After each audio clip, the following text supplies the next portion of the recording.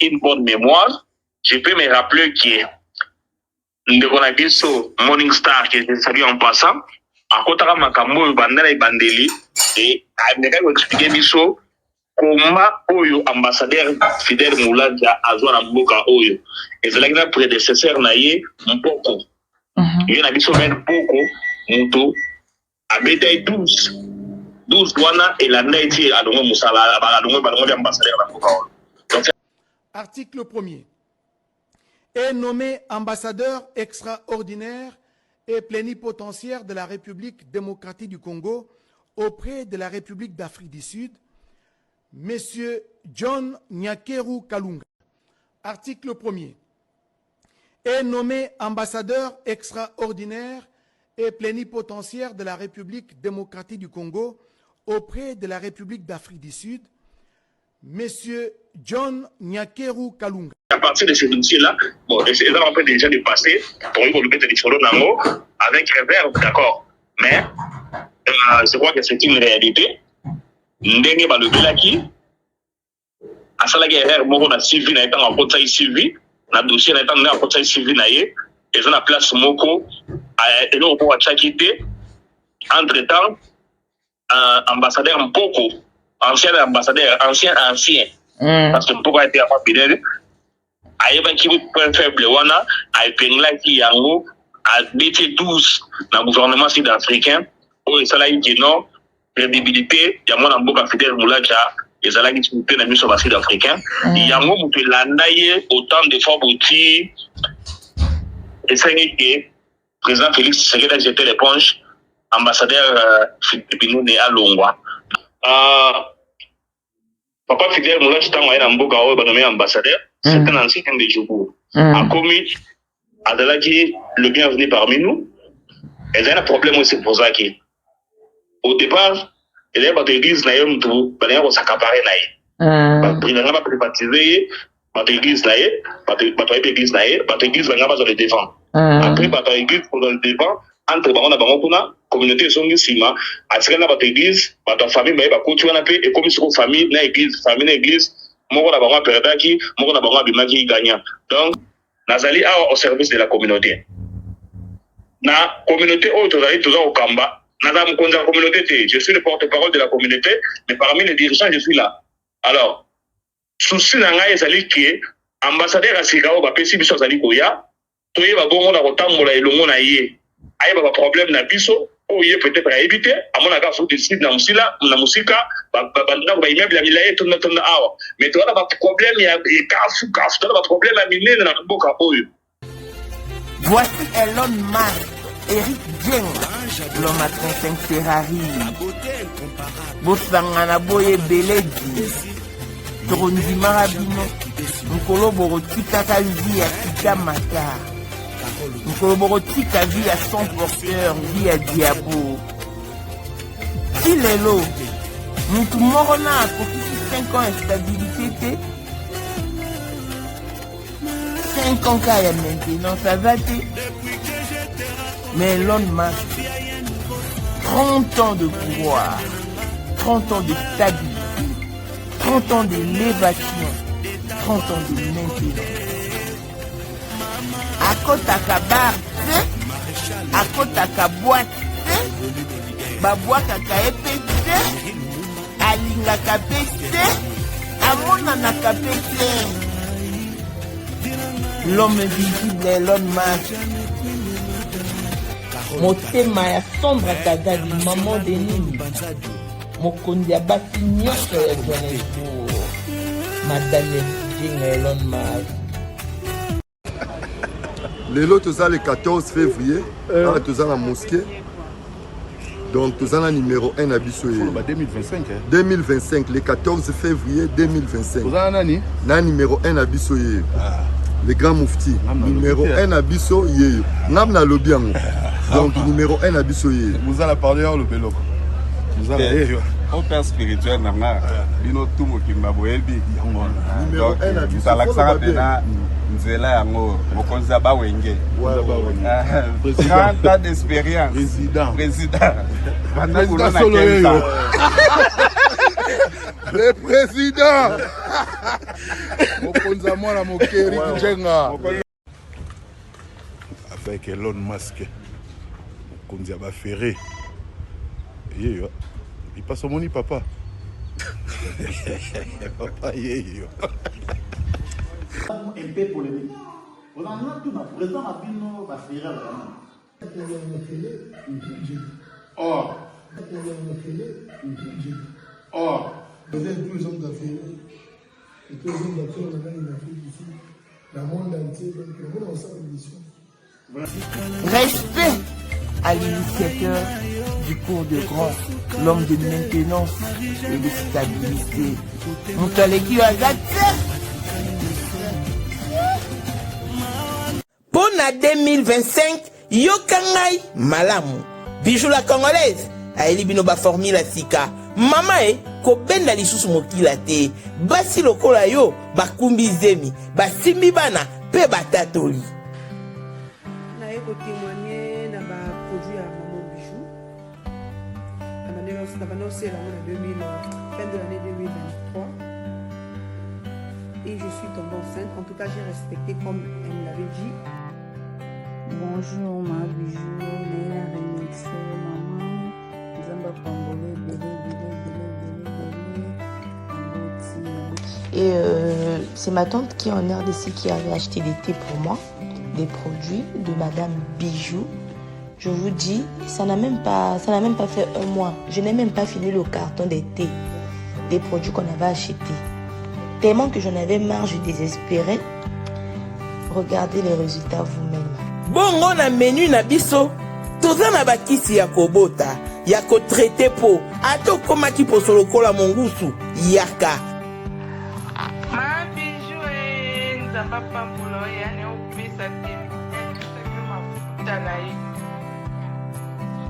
salika bana ya ko témoigner ma bijou merci olingo koma na ba forme yaka olingi okondisa nzoto ya bomwasi kokolisa nzoto ya bapapa pe kokoma sima inene yaka na lombango toza na bakisi ya diabete kisi ya makila nyonso oyo koekoluka tozoteka en gros et en détail bongo soki olingi osomba pe po banda ya yo business yaka benga kaka Mama Bijou na banimero oyo plus 1 207 51 80 632 Toli Soussou na plus 243 84 40 99 215. Koutaï na TikTok, Sketch BL MK, na Instagram, Bijou MK1, pe na Facebook, La Congolaise Bijou.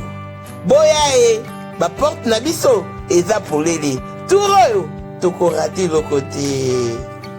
Congolais partout oyo ozali na monde entier offre oyo ezali spécial pona yo parce que ozali mwana mboka mabele ya mboka batekelaka ngo bapaya te Congolais tala mabele oyo ezali komonana ezali plat à 3 minutes ya boulevard Lumumba route nationale numéro 1 awa na kati ya Maluku à quelques minutes ya péage ya Menkau oza mobimba na $750 ya pamba ozui 15 mètres sur 20 na yo y compris les documents administratifs na kati donc okozwa ba documents ya quartier okozwa ba documents ya commune okozwa tous les documents possibles oyo esengaka mutu azwa pona parcelle na ye pe oza na possibilité ya kosomba a crédit soki ozosomba plus ah oui tolobaki to tolobaki te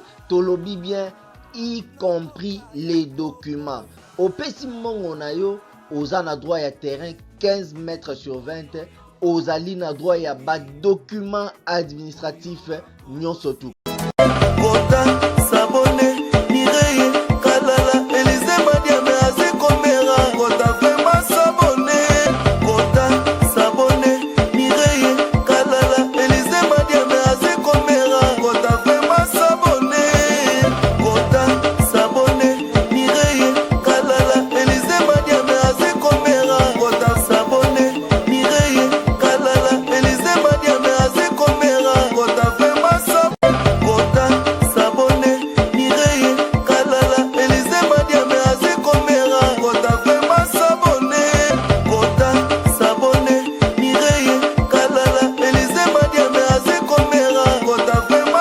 Heureuse de vous savoir si nombreux connectés sur Maman International TV Show, votre chaîne d'actualité, de l'information et de l'émotion.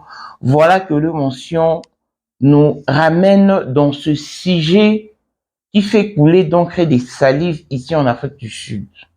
Pourquoi? Parce que il y a super, tous nous avions suivi la nomination du nouvel ambassadeur de la RDC en Afrique du Sud. Alors que Tomesanaka na Poko, il a tellement duré dans ses postes, et puis, le changement et à pouvoir, après aussi autant d'années, Baki, qu'on remplaçait Poko par l'ambassadeur Fidel Moulaja Binene. Il était le bienvenu en Afrique du Sud parce que c'est ici qu'il a évolué.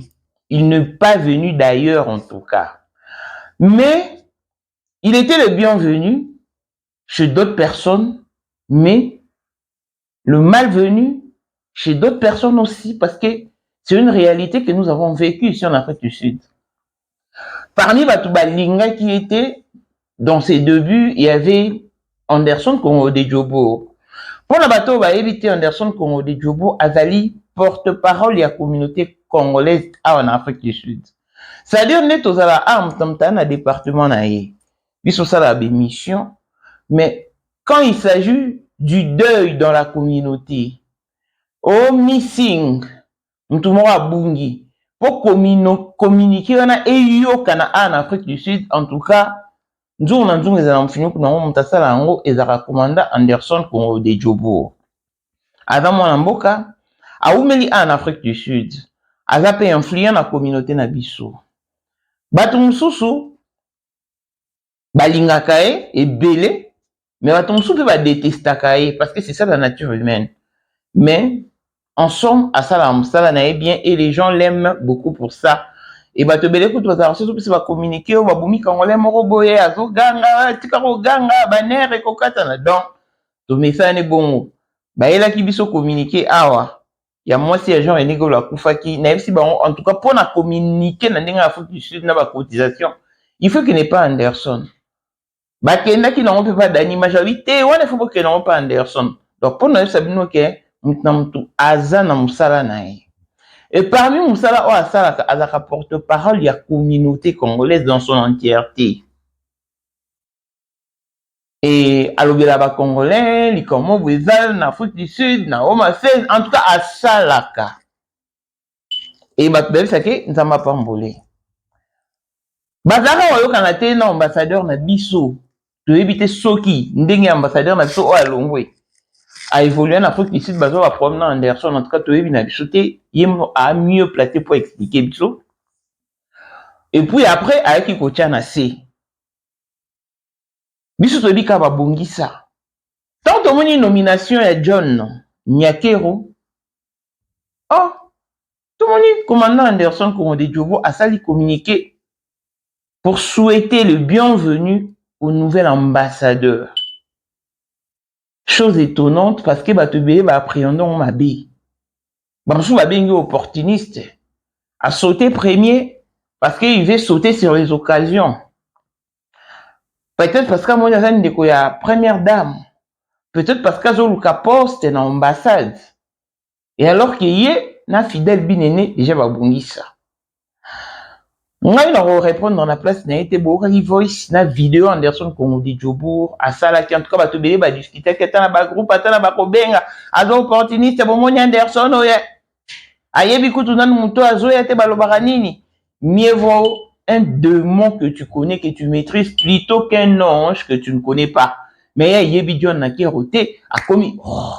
Bon, on a l'encourage pour répondre à la place, mais en tout cas, na qui copé, c'est maloba. Bonjour et bienvenue Anderson Congo de Djobour dans cette émission.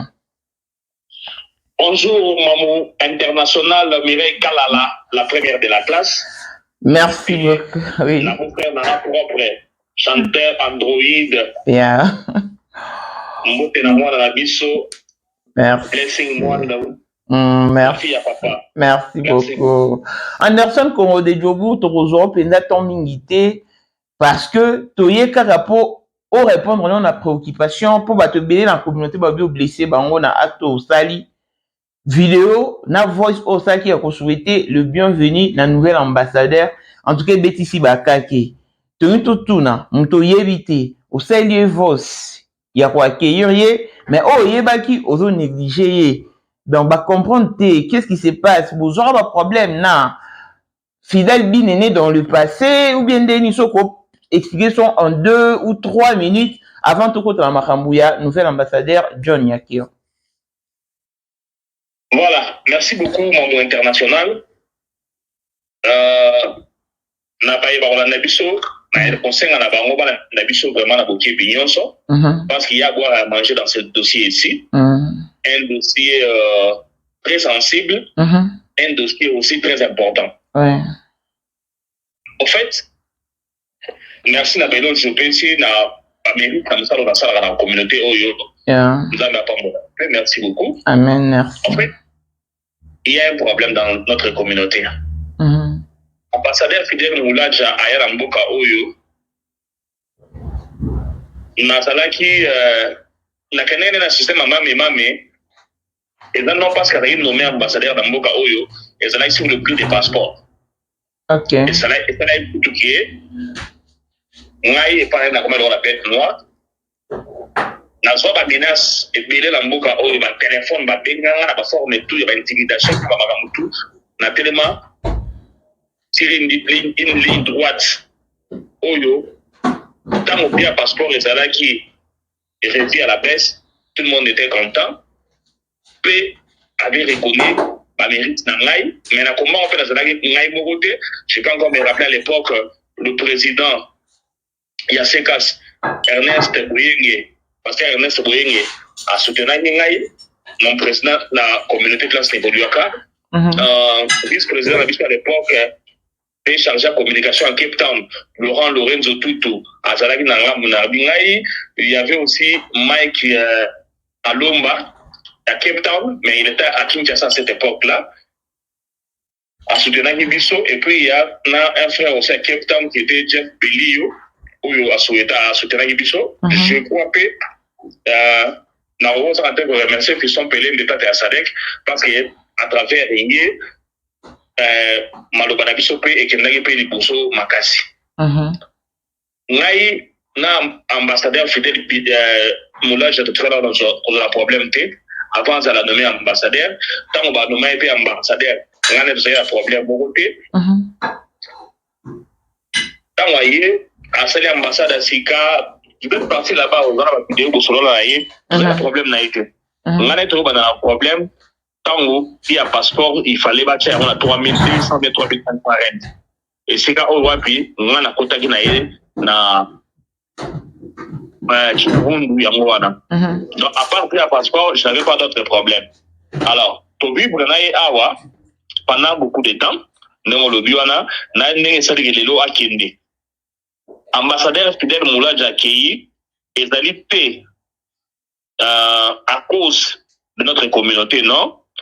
Malongoli a wate à cause il y a soit de baptisation il y a communauté non ceux qui basent dans un problème d'abord au niveau à bureau au niveau ambassade on a vu tout à dire épargné parce qu'il est allé pissoter mais si j'ai une bonne mémoire je peux me rappeler que nous avons vu so Morning Star qui est salué en passant à côté de Makambo bandana et bandeli et à me expliquer biso comment Oyo ambassadeur Fidèle Moulaja a joué à Mboka Oyo et c'est là qu'il a prédécesseur naïe Mpoko il y a biso même Poko Muto a bétail 12 douana et la naïti à Dongo Moussala à Dongo ambassadeur à Mboka Oyo donc c'est à partir de ces dossiers-là bon et c'est en fait déjà dépassé pour y le des solo nango avec réserve d'accord mais je crois que c'est une réalité ndenge ba le belaki à ça la guerre moko na Sylvie na étant en côté Sylvie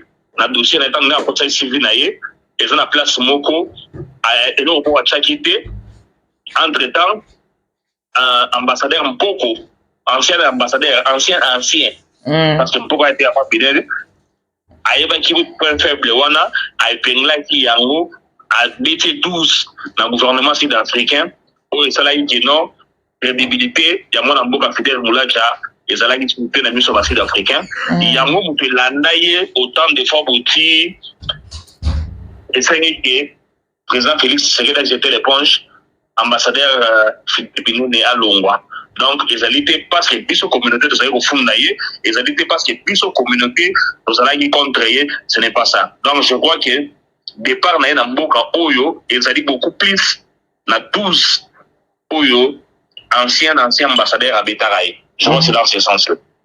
Ok, mais tant au lobby na audio d'abord que nomination à nouvel ambassadeur et sa conviction personnelle et à président de la République et puis ces questions aussi aux anamontono et à confiance par là aux avez qu'on sous-entendre nini c'est comme ce nous le balikambumo mais au cachant on dit le bili comme on accorde en tout cas pour expliciter nos places wana. Voilà, merci beaucoup Mamou. Oyo ezalisha na monene, je dois être honnête avec les gens qui nous suivent parce que pour la communauté, nous devons marcher droit dans cette communauté ici. Yeah.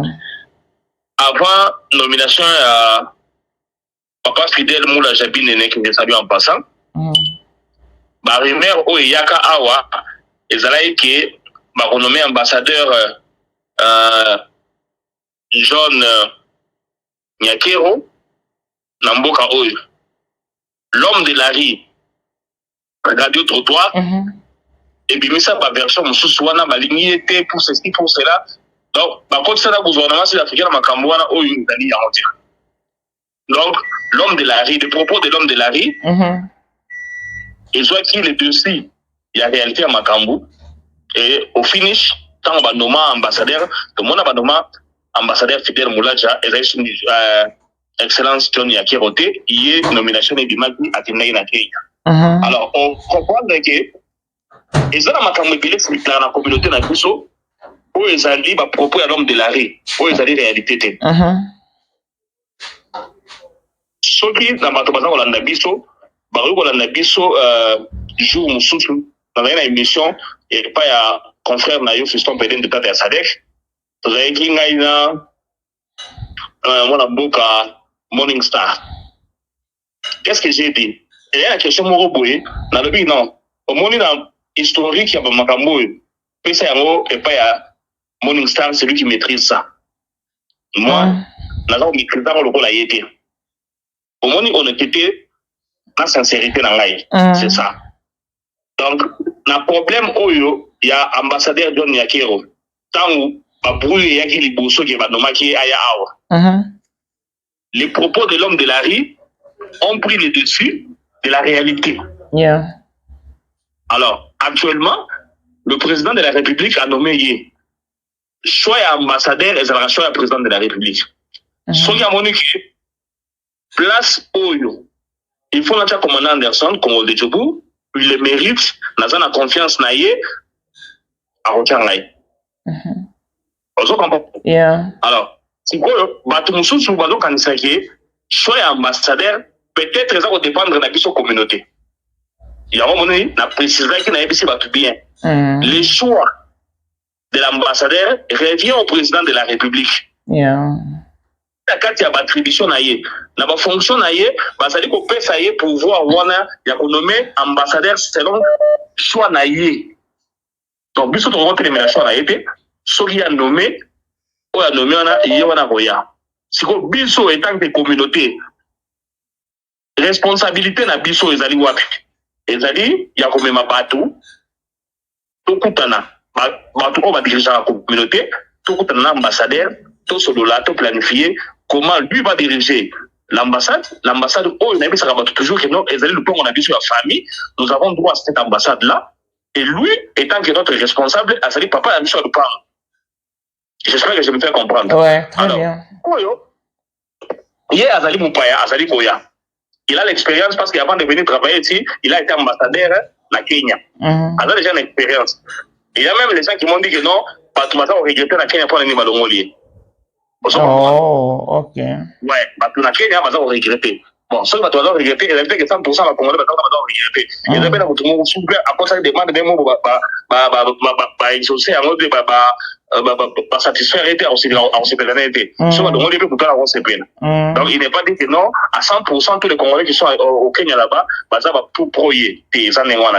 Alors, Bisso étant que la communauté, Nathalie n'est pas vivre, n'est pas na ambassadeur Mpoko, parce que Mpoko Azalaki ambassadeur c'est Joseph Kabila.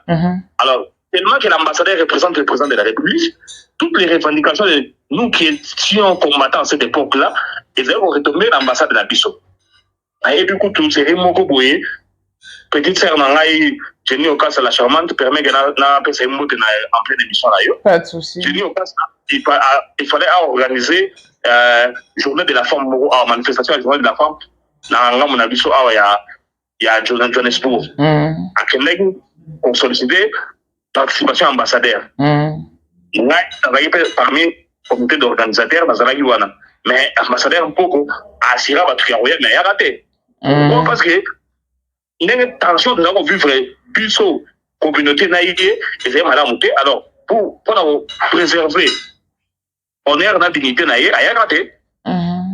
Cette fois-ci, après ambassadeur Fidel Moulach, qui au début n'avait pas les portes ouvertes pour la communauté, pour un certain moment, la porte n'est pour la communauté. Pour ça, la réunion pour nous épilé. Et après ça, point de vue naïe, souci naïe, il fallait faire ça dans la communauté, malgré tout ça, il y a roté. Pourquoi? Parce que dans cette communauté ici, nous avons toutes sortes de personnes. Tona batu malamu, tona batu ya kanda, tona batu ya mitema mabe, tozali na bandoki, tozali na batu o basungara batu. Donc nous avons toutes sortes de personnes dans cette communauté ici. Na après ce exemple moi muké. Ambassadeur Fidel Moula Jabinene. Donc la réunion non, est-ce que vous pouvez concerner sa communauté nyonso oyo, to comme la communauté moko oyo wana ko chapeauter ma communauté nyonso. Alors, allez parmi vous sortez de moi une organisation qui va chapeauter toutes les organisations ici en Afrique du Sud. Djobourg, Pretoria, Cape Town, Durban, partout. Quand on appelle ça communiquer, nous appelle pas battu. Nous avons demandé commandant Anderson, tu as communiquer, mais il y a ça ambassadeur, n'est à suspendre capture, tu as na organisation de communauté de communauté. Est-ce que organisation communauté de communauté na capture et ça n'a trait? Et ça n'a plus été amoré. Gagaga, avec Azali. Et à Kozalaka Kaka. Poyende. Number one. Mwana liboso nzambe na matière à kosalisa. Awa, esengi. Ozwa penza papier. Ovanda na kiti. Pe oyo kamalamu. Sais-tu qu'il y a une solution à tout problème? Kosukola kati ya mwasi. Kolongola myome na fibrom. Kokumba zeni pe kobota. Yangonde spécialité na biso. Bongo kosukola kati ya papa. Ko elimine matako ekufa. Ko kolisa nzoto ya papa pe kopesa ebo pikiliki wa bokundu bo nzoto. Wana pe ya biso. Pona loposo na yo. Ko vandisa bonzenga na yo. Tozana sekele. Bongo pona autisme, diabète, hypertension to hypotension. Tozana sekele. Bakisi na biso o esalami na Allemagne pe Londres. Bakisho esalami na mboka mondele. Sont mis à votre disposition. Yonde, zo téléphone pe benga biso. Papa ozoko koboti sa moi cité. Posta nzoto sila yo ki mobali était makate. Awa, bo pikiliki na yo ekozonga. Maman, au côté ménopause, makila ekatana, règle abondante. To okoma frigide. Yeka tozana sekele. Nyoso awa, ikoma réactiver o. Yo mutozana ba trouble, dépression, insomnie.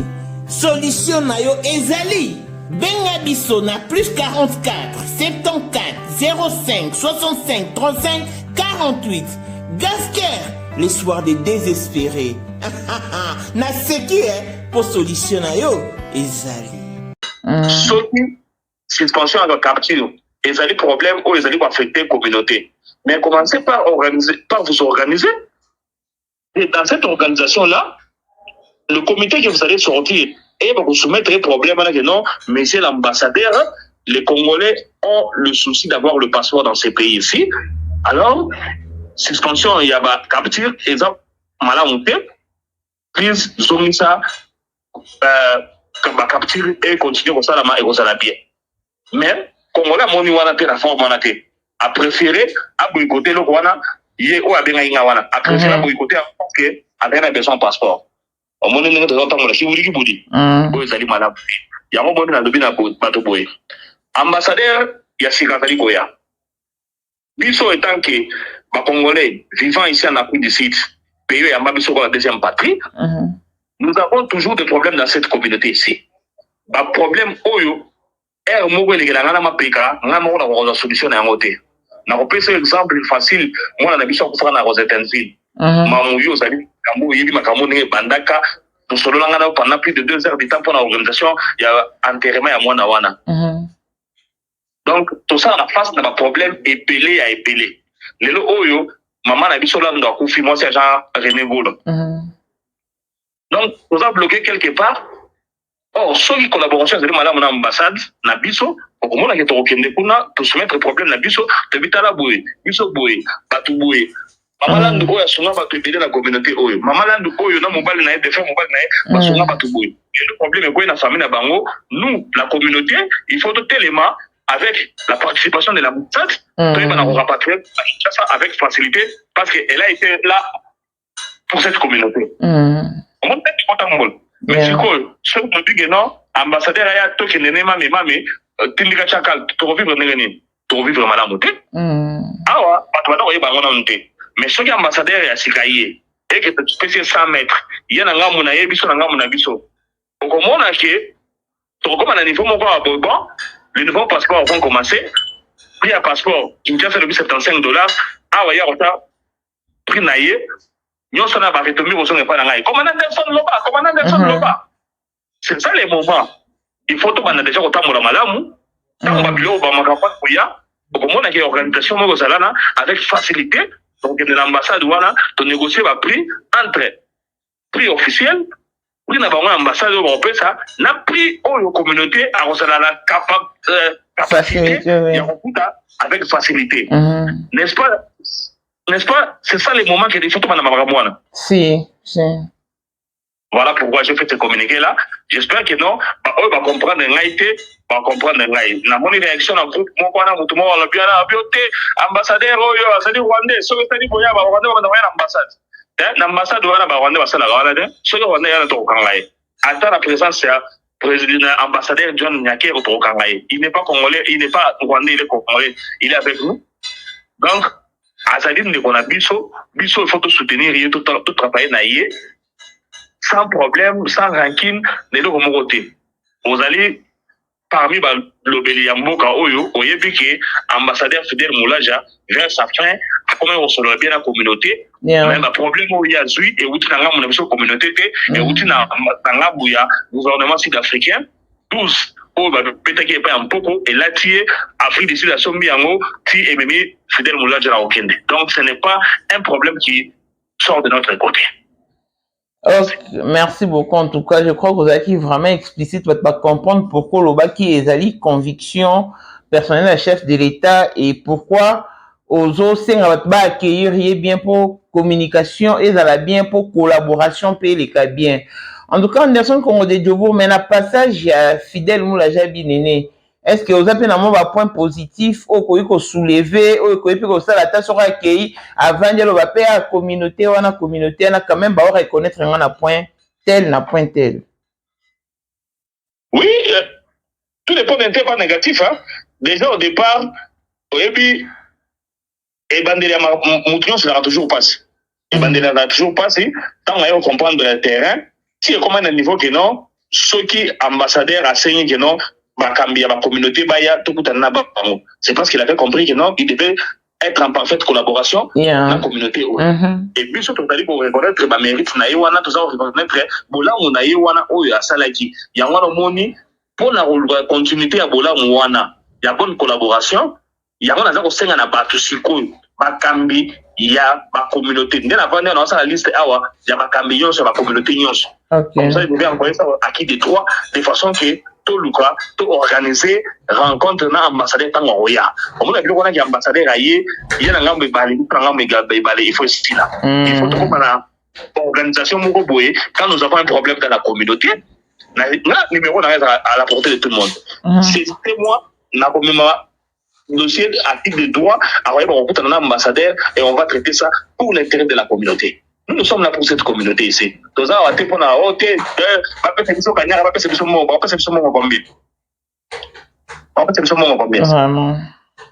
donc, si on le vit, on a la communauté, on a la communauté. Par contre, il faut être loyal dans ce que tu fais et tu verras que non, crédibilité aux salles. Il n'y a que ça. Donc, tout ça, la français que non, l'homme prudent voit le mal de loin. Pour éviter que les mal arrivent entre le nouveau ambassadeur et notre communauté, nous devons marcher une ligne ensemble avec lui. Comme ça, au moins, il va faciliter, peut-être pas si, et vous allez facile à ce moment-là. Et ça, Cape Town, on sait que le passeport, ça va monter. Mais imagine-toi, si tu es en parfaite collaboration avec l'ambassade, il y a un problème comme ça, un communiqué, passer message, Cape Town, Cape Town, pour capture.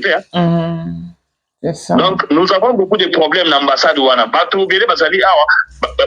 problème quand Sogi est lié.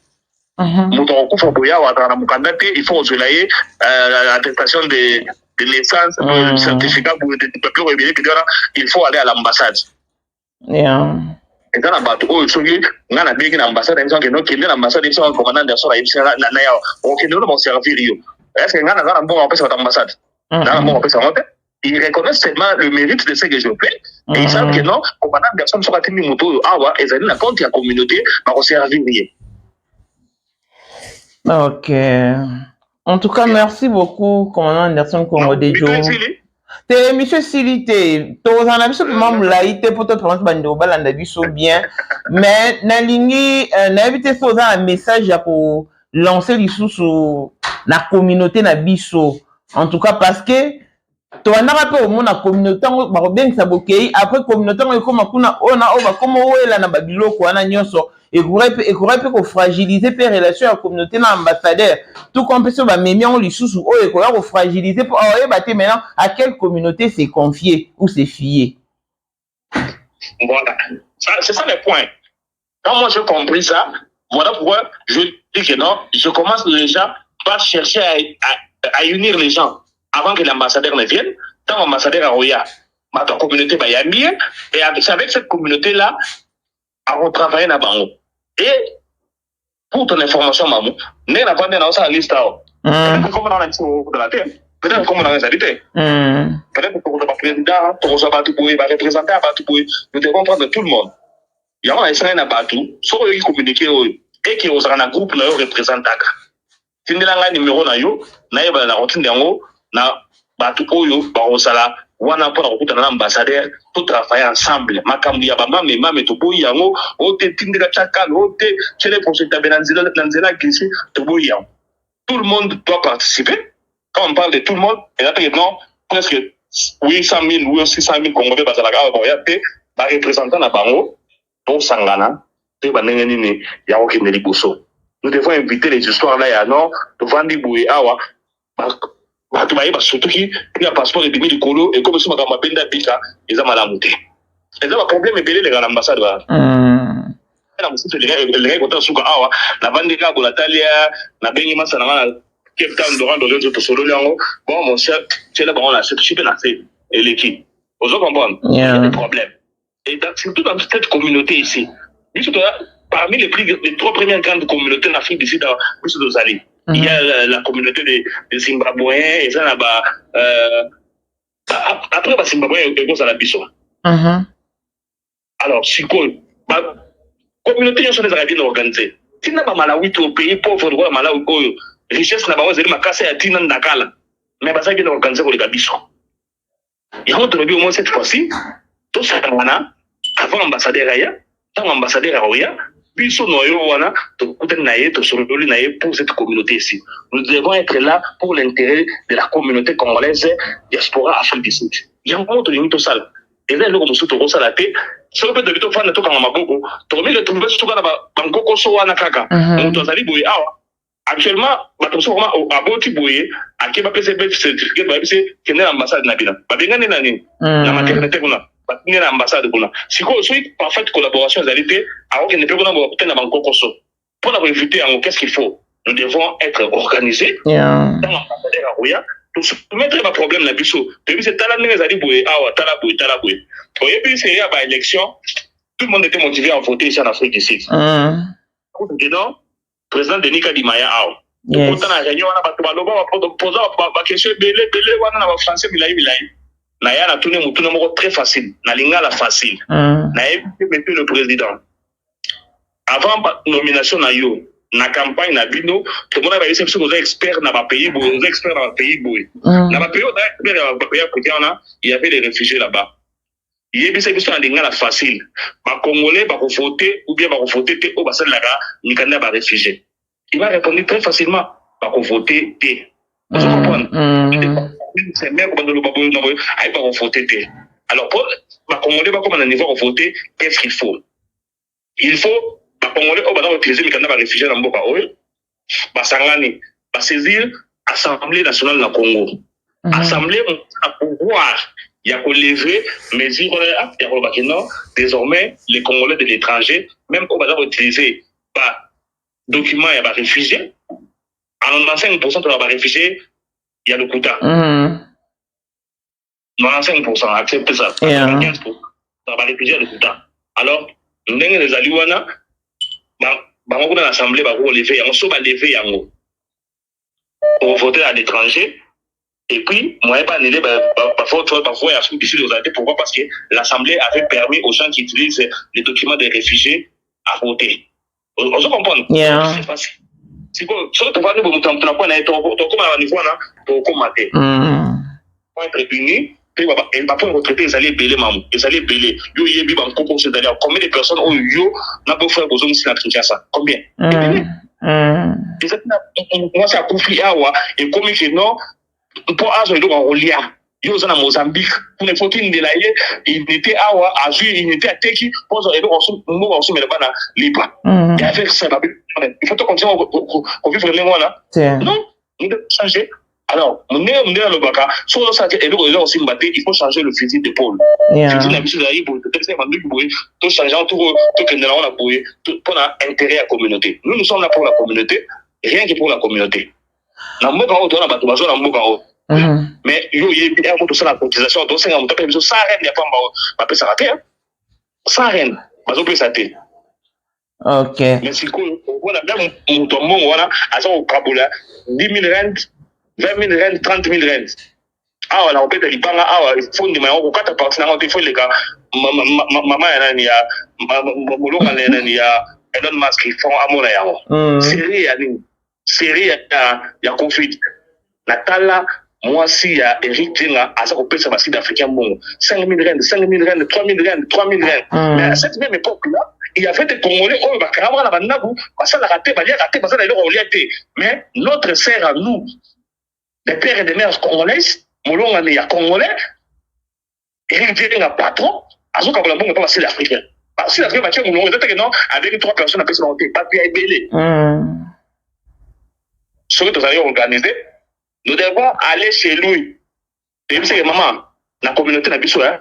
On souffrir, lockdown est salami, on va enfermer dans la bande, on va bimater, il y a les alliés, passe.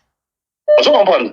Na beta ga mbo kikongo après Elon Musk et moi qui tina Gambela na pesa maman 2000 rand na musuni 5 kg musuni mais ça là même quantité ya mbongo oyo madame na dépensage ça qui perd pour na bisa mbongo ça mbongo na mbongo c'est bien mais nous avons pas moli à ça pas moli parce que dans na biso bande tant on na biso ça pas molama et ça que parce que il faut bénéficier na ho rappeler à cette époque là quand na moko basala biso pasteur Alpha Lukao a même très comme on est na yovi comme ça pas biloko on va ramasser ce qui est un posaka mais ça va pas congolais ça c'est africain on s'en est arrivé pourquoi parce que tout ça est organisé bon surtout ça est organisé biloko on va quand même vraiment mobilement là ça va place le roi na mola il y avait na biso kipa et coach wana to va dire servir bateau dans les cannes. Alors, il y a un moment pour cette communauté, il faut tout élément. Pour cette communauté, il faut tout ça de 5 minutes dans biso. nayebisaka bato toujours que non nga na ye na mboka na ye elenge na mboka oyo na ye na suki na motu na mboka oyo libande ebimelanga na mboka oyo alors ntango tosala bwanya totiaka bwanya liboso tozalaka na mboka oyo bato oyo bakombatant tozalaka na mboka oyo na kati ya komba ezali na groupe ya bapeti ya kaida bazalaki wana mais baoyebi soki non commandant Anderson aye na motu na komba. Vous comprenez? C'est comme ça. Quand je suis là pour la communauté, il faut te faire fonctionner mais tout na biso. Ba yanké, ba nini yanké, qui pomba a ezo senga maté. La communauté senga mutu et senga maeli. Ya wana moni pour cette fois-ci au moins, na lebito bandana ko bandeli. To bandana ko bandeli, tant ambassadeur a roya, to kuta na to gena na bien, na ninga bien, na bien, na bien, na bien. Et dès que non tant na ninga bien na, ko isa na te ko matata ko matata ko sa tete, ngoko se dans toujours. Mais ceux qui vous avez bien organisé, au moins, les conseils aux amis, pour là, vous allez bélir. Voilà le souci qu'on a dans le problème de la communauté. Merci beaucoup. En tout cas, c'est une très belle initiative que nous saluons. Je crois que pour ceux qui n'avaient pas compris, pour comprendre souci Anderson et Zach, que tous à d'abord unis, tous à la paix solide, de façon que tant ambassadeur au collaboration est à la facile et directe à collaborer dans la communauté. Alors, il faut que nous ayons instruction, et ça n'en pas le poste, et ça n'en ce qui n'est non, rien de tout cela. Tu y a des difficultés, tout ça, on a mboka oyo. Et alors, tu rendrais le nouvel ambassadeur à son service facile, tu rendrais tâche facile pour Maramboui qui est bien. Mais Anderson Congo de Djobour, tu boité, mais est-ce que vous avez s'il faut reprocher l'ancien ambassadeur Fidèle Moula Jokoyi, et c'est ni ba défaut, yo mona qui est pas naé. Bon, Papa Fidèle Moula Chitango est un beau gars, nommé ambassadeur. C'est un ancien de Djobour. A commis, Adalaki, le bienvenu parmi nous. Et il y a un problème aussi pour ça qui, au départ, il y a une église, il y a un tout, il y a un s'accaparer naïe. Il y a un privatisé, l'église naïe, l'église naïe, l'église va pas se défendre. Après, l'église pour le défendre, entre la communauté songi sima, à ce moment-là, l'église, la famille, mais la couture n'a pas, et comme c'est une famille, l'église, moi, on a besoin de perdre qui, moi, on a besoin de bimaki gagnant. Donc, na besoin de gagner qui, c'est que la pratique à n'engwana. Kota qui est n'a gueule, il paraît à se nommer na Zimbabwe, à éviter babilo koana et zamba la montée. Ngai on a besoin de menacer grave. Et comment tout que non, ba bengi président de la communauté na ngai, ba c'est que non, tenez comme on a maintenant Anderson na 12 heures l'ambassade. Le président benga na na oyate. Na yebisi carrément na oyate. Comment vous benga ngai, vous benga na 10 heures, vous na 12 heures dans l'ambassade après tout. Na bité na oyate. On va comprendre. C'est babilo bonengona. Ambassadeur Fidèle Moulacha a évité yango. Soki ba nommé ambassadeur, vous allez ambassadeur pour toute une communauté diaspora mobimba. Église na yo, église mususu, bandeko na yo, bandeko mususu. Tu es l'ambassadeur de tout le monde. Vous allez ambassadeur te ya clique ya bato moko boye église ou bien vous allez ambassadeur te pour notre famille na yo. Non, na tant na solo bango bien, na le bango très bien ambassade des alliés le pont on a vu sur famille et ambassadeur a sali tata ya le pont on a vu sur tata le pont on a vu sur donc aux autres tata na vu sur tu es l'ambassadeur de tout le monde. Babilo ko ça mangé bandeli wana excellence avec tout le respect que je vous dois autant okinde pour permettre à on le succès. Wana vraiment ça et donc on a reproché. Il avait compris après. Donc, Kotana, c'était bien, mais le départ n'était pas bon. Mais on accepte partout. Et ça, quand c'est la faute de Sida, on soit des bandeliers, et puis là, que tout va, qu'il a sa place en fin d'athée, pas si bon à mais à un certain moment donné, d'ailleurs, toujours, on s'est rattrapé. Moi, les premiers, à raté, les derniers, à raté. Malgré que Eric Dienga, a kanga biso clé bois banda kanga clé bois na bato na ba kongola yango vraiment. Merci beaucoup Anderson Congo de Djobour. En tout cas, grande a été notre joie. Il y a pour recevoir et pour éclaircir sur le point où vous avez préoccupé tout. Il est arrivé un nouvel ambassadeur. Mais est-ce que aux autres promettre parce que famille agent et les golo bazo de la communiquer, ma PC un numéro à moi en États-Unis na tinde la yo. Na numéro ya frère na yeso ko associer bango ozo promettre bango o ça communiquer les l'autre jour ni po bango ba okanta na communiquer qui message té non ça la communiquer les lots et là vous allez ko handicapé nga ezala ki non tant ba benga nga ba pesi nga message ki mama la ndo kufi masa na biso Jean va monta benga nga a pesi nga message na tuna ki numéro ni na ko chawana o il faut pas benga pendant que ça peut-être pas pouvoir contribuer à ébisa ngana zela délégation en Togo il fallait le mois et comme on a pour le coin n'est pas ça la réunion pas peut sa numéro à zongi na ngaité Dieu merci au peut sa numéro mo wana na on utiliser numéro au peut singaï te na on peut son numéro à frère na propre na moi na na États-Unis hein voilà na on peut son moi numéro wana aujourd'hui dans ça là communiquer au moni ingratitude et ça on dirait apanage à ba congolais genre ne golo to bana na mboka asalisa ba pepele asunga pepele asunga ba pepele un grand médecin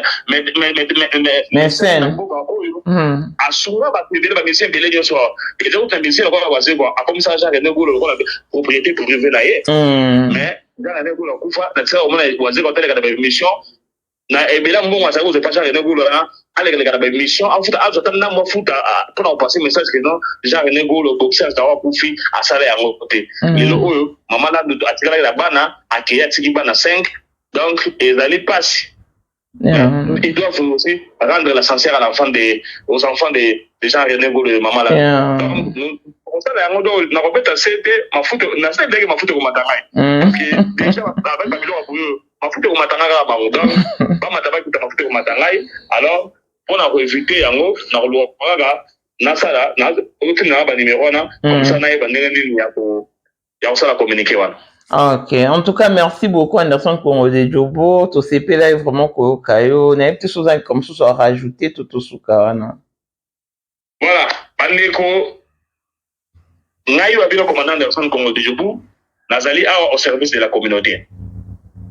Na communauté autorisée toujours au Kamba. Nazam konza communauté, je suis le porte-parole de la communauté, mais parmi les dirigeants je suis là.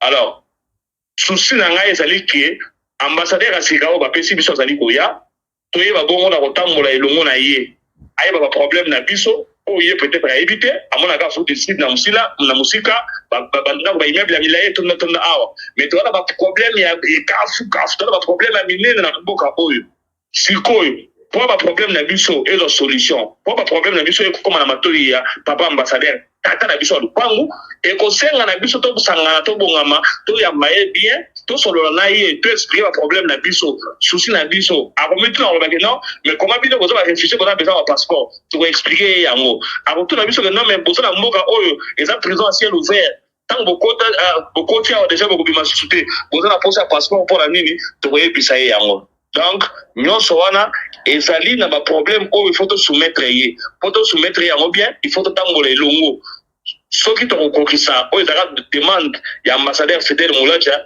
ya la communauté de communauté peut-être cette fois-ci avec papa na biso John Nyakero na nasi to kokisa yango na kopesa mbote pe longonya na Morning Star oyo atete mukano ke nenga zali wana a combattre ambassadeur ya Sigate mais soya on compte na couloir na ye ne a kutana na ye mais na ye a kutana na couloir wana te makambo sala bien mingi pe biso to kozala na pona opesa information communiquer na communauté na biso ambassadeur tanga roya to koyebisa communauté ambassadeur sipa kutana na bakambi ya ba communauté to ko informer batu ambassadeur tanga roya na ba proposition na ye to ko memela yango bino to koyebisa bino souci ambassadeur ya Sigezali nini qu'est-ce que nous devons faire pour bien marcher ensemble wana to kozanga te koleka na radio TV Mamo International pour nous informer bino merci beaucoup. Mon frère n'a pas été kaka moi na merci beaucoup. Merci beaucoup, commandant Anderson Congo de Jobo. En tout cas, bonne suite de journée et bye.